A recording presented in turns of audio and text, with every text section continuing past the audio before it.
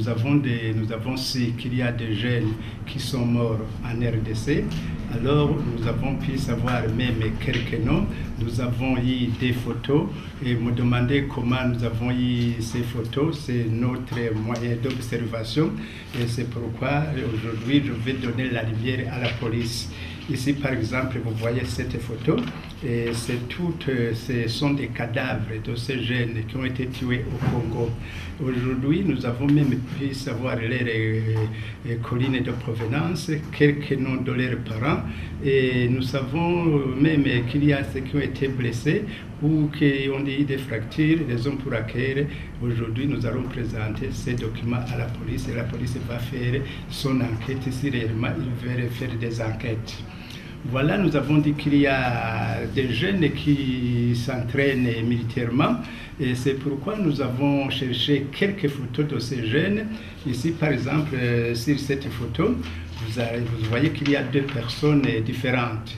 Et ces personnes ne sont pas des militaires, ils ne sont pas des policiers, mais vous voyez qu'ils sont en tenue militaire, en tenue policière, et même avec des fusils.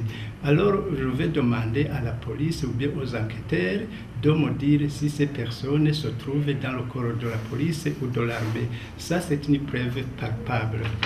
Voilà la photo aussi, voilà cette photo.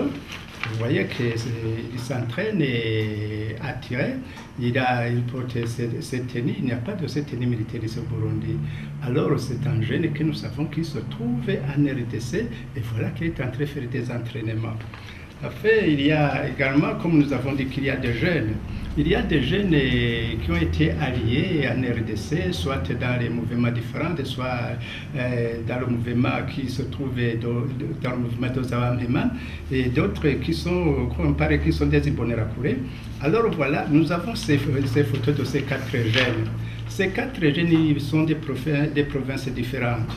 Ils ont été amenés en RDC, alors il y a deux qui ont été appréhendés, ils étaient en train de chercher de quoi manger, et les autres ils se sont désistés, ils se sont évadés, mais malheureusement ils ont été appréhendés en route.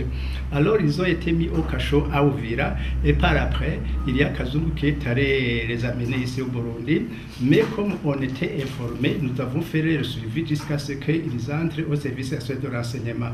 Le 29 mars 2014, on les a relaxés, mais comme ils ne savaient pas où aller, il y a quelqu'un qui les a trouvés et il les a orientés à notre organisation à PRODH.